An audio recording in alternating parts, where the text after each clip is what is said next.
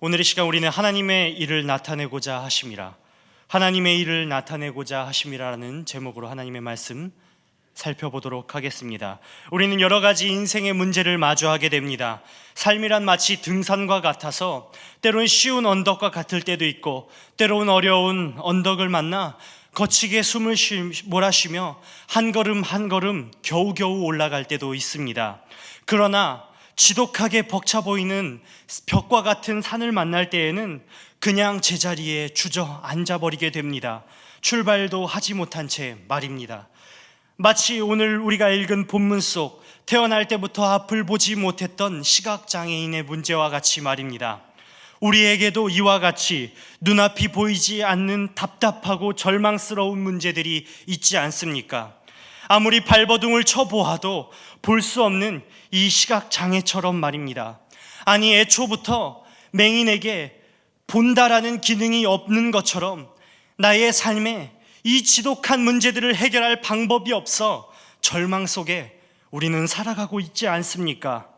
그때에 날 때부터 맹인이었던 절망 속에 신음하던 이에게 오늘 예수님께서 찾아오셨습니다. 그리고 이 시각장애인은 장애를 극복합니다. 보게 되는 기적을 경험한 것입니다. 우리는 이 시간 예수를 만나 장애를 극복한 한 사람의 이야기를 살펴볼 것입니다. 이것을 통해 우리의 삶 속에서 예수의 기적을 경험하며 영혼 구원까지 도달하게 하시는 하나님의 일을 확인할 것입니다. 더불어 우리가 이 땅에서의 삶을 살며 경험하는 수많은 고통과 문제들이 과연 오늘 우리에게 어떤 의미를 지니는가 함께 고민하고자 합니다. 이 거룩한 고민을 통해서 답답하고 절망스러운 우리가 겪는 삶의 문제들을 사용하셔서 하나님께서 어떤 놀라운 일들을 우리의 삶에 이루어 주실지 기대하며 기도하는 거룩한 주님의 자녀들이 되길 주님의 이름으로 소망합니다. 첫 번째, 우리가 처한 문제가 과연 우리에게 어떤 의미가 있는지 하나님께 물어봐야 한다는 것입니다. 예수님께서는 성전에서 쫓겨나듯 나오셔서 제자들과 함께 길을 가셨습니다. 그리고 1절 말씀과 같이 예수님과 그의 제자들은 날 때부터 맹인인 자를 보게 됩니다. 선천적인 시각장애인을 보게 된 것입니다. 예수님의 제자들은 그를 보고 궁금했습니다. 태어날 때부터 가지고 있는 저 지독한 고통의 문제가 대체 어디서 비롯된 것이냐라는 의문이었습니다. 그래서 제자들은 예수님께 질문합니다. 2절 말씀입니다.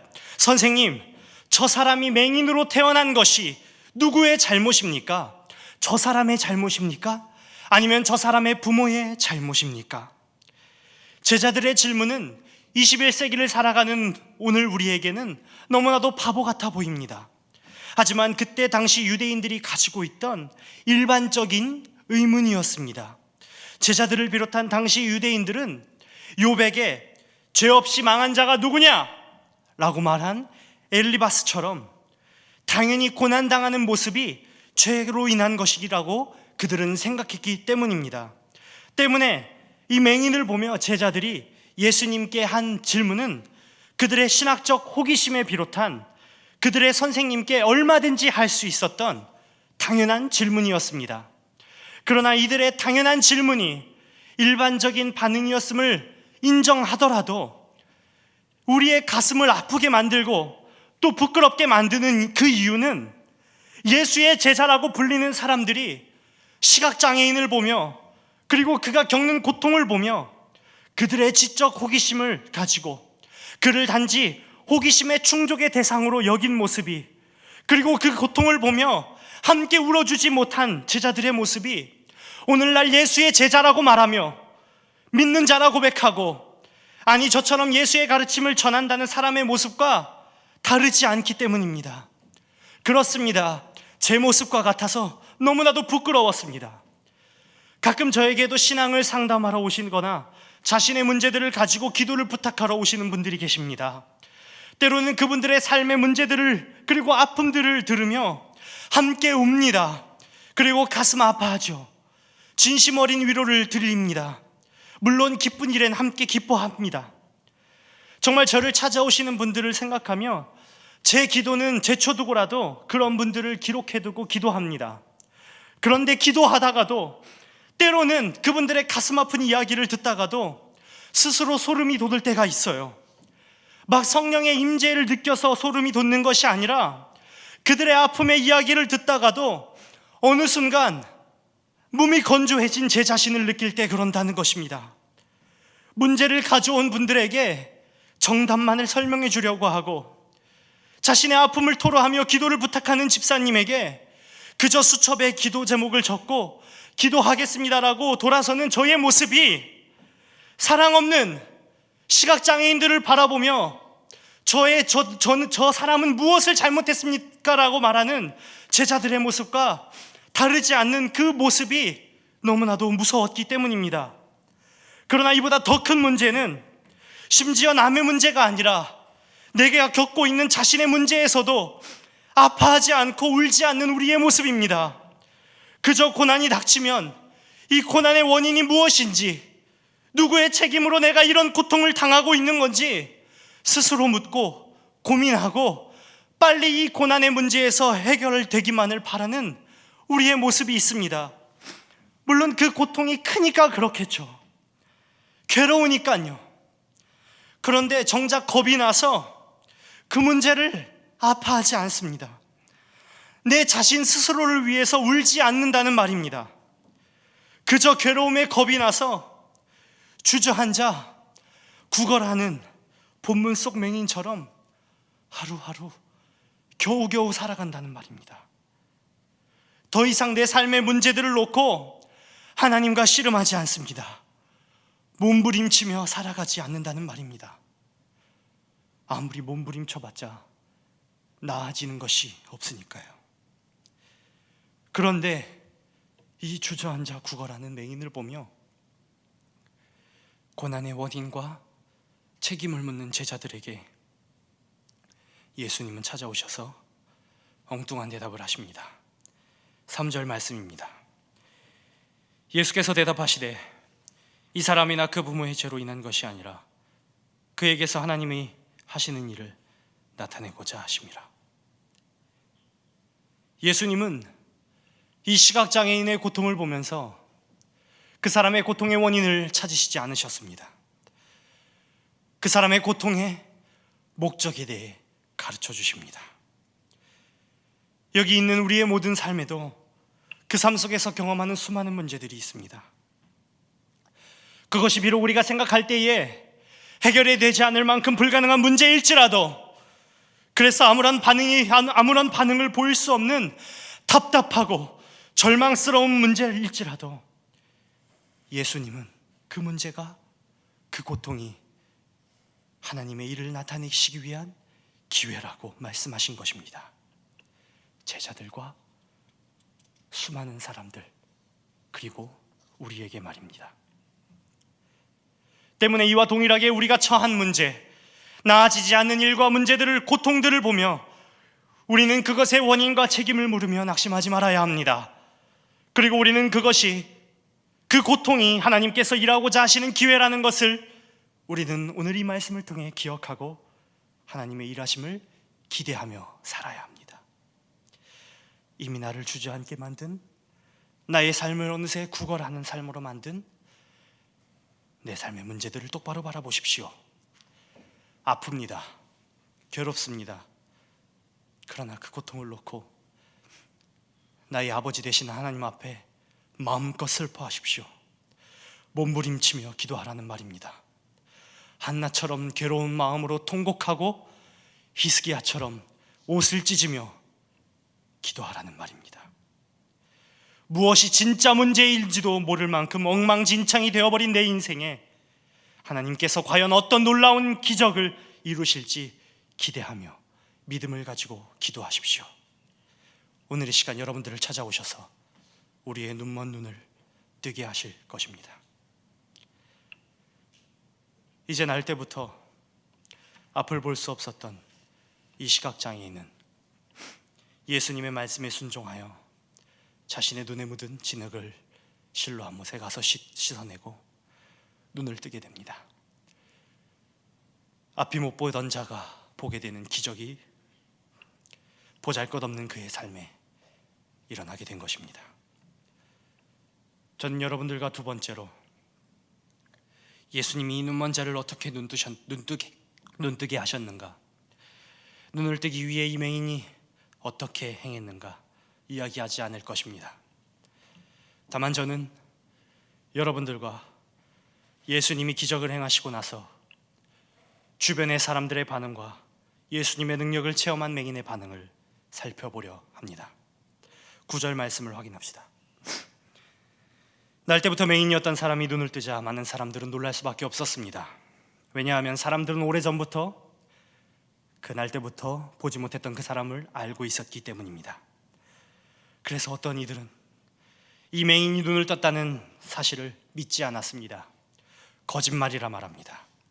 동일한 사람이 아니다라고 말하며 하나님의 일하심, 기적을 부정하려고 합니다. 또 어떤 자는 이 사람은 그 사람과 비슷하지만 다른 사람일 거라 말합니다. 왜냐하면 그들은 태어나서 눈먼 자가 눈을 떴다는 소식을 지금껏 들어보지 못했기 때문입니다. 하지만 그때 예수님을 통해 기적을 경험한 시각장애인들은 사람들에게 말합니다. 내가 바로 그 사람입니다. 내가 태어날 때부터 앞이 안 보이었던 그 맹인이었고 이곳에 주저앉아 당신들에게 구걸하던 바로 그 사람입니다 라고 외친 것입니다. 우리도 이 시각장애인처럼 우리를 보는 수많은 사람들에게 네, 제가 바로 그 사람입니다, 제가 바로 그 사람입니다 라고 말할 수 있어야 합니다.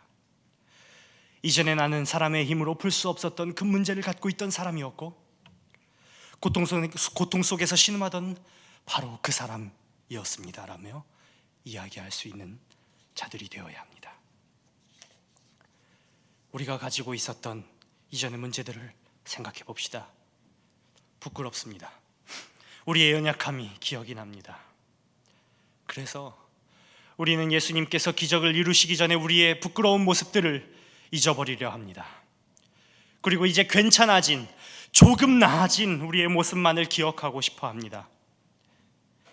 이전의 모습을 인정하려고 하지 않으려는 경향이 저와 우리 모두에게 있다는 말입니다.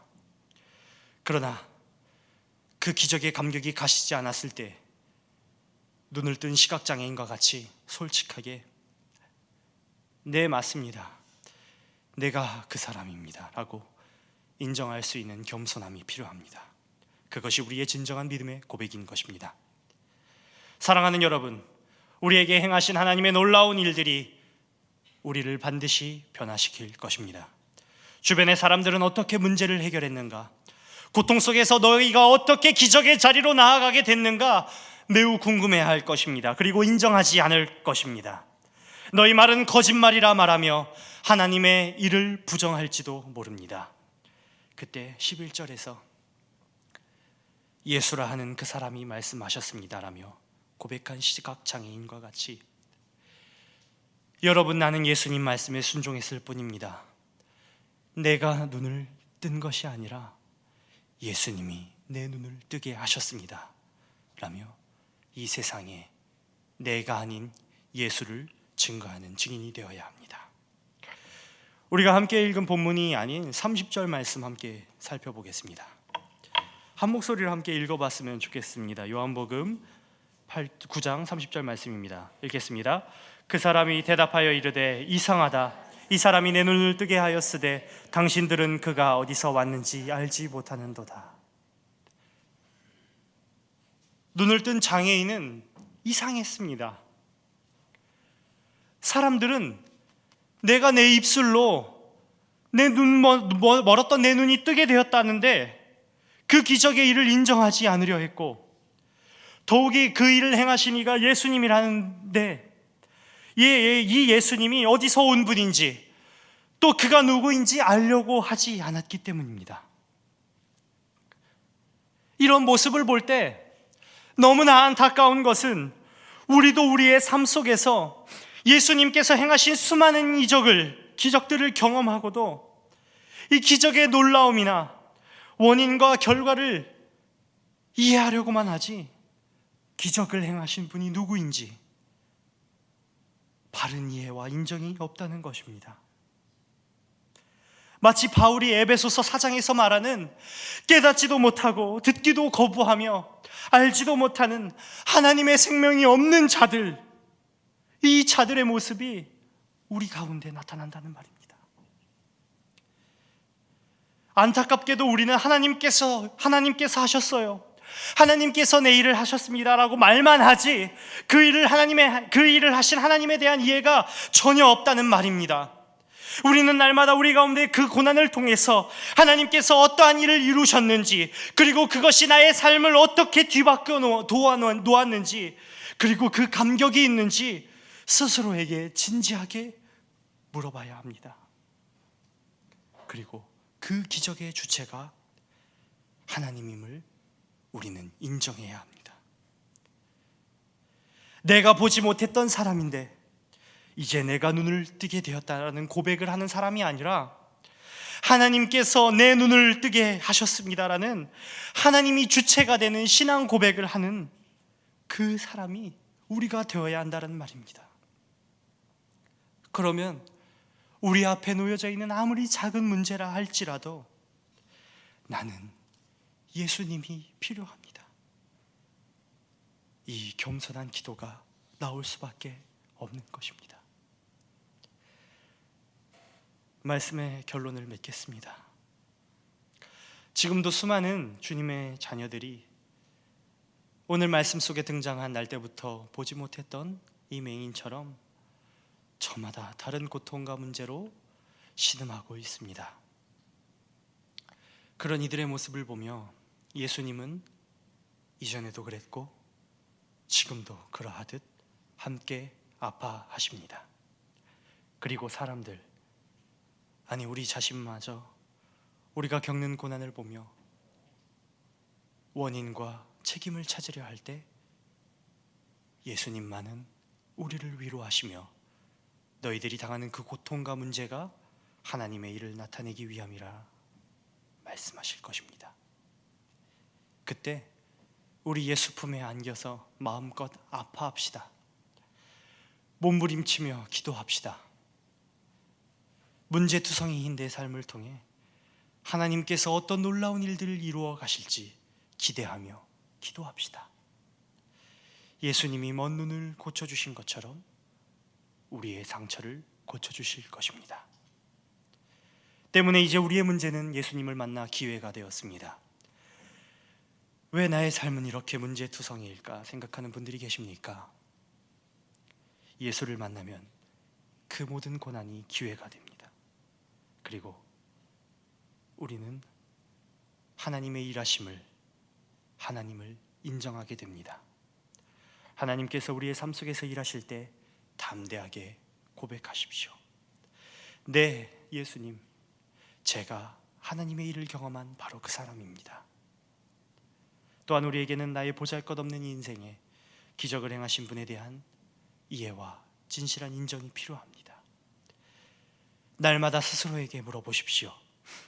누가 우리의 인생을 이끌어가는가? 누가 일하시는가? 하나님이 일하셨습니다. 하나님이 지금 일하십니다. 그리고 앞으로 하나님께서 일하실 것입니다. 그렇기 때문에 우리는 매 순간 예수님이 필요합니다. 우리가 예수님을 간절히 필요로 할 때 하나님께서 우리의 삶을 사용하셔서 일하기 시작하십니다. 그리고 우리의 삶에 해결되지 않은 문제도 하나님이 주인이 되시고, 이미 해결된 문제에서도 하나님이 주인이 되시는, 오직 하나님만이 중심이 되는 신앙인으로 우리를 변화시켜 영원한 아버지의 품에 우리를 들어가게 하실 것입니다. 우리 시간 찬송 한 절 더 하겠습니다. 우리 주만 바라볼지라 찬송하시겠습니다. 말씀 생각하며 찬송하시겠습니다.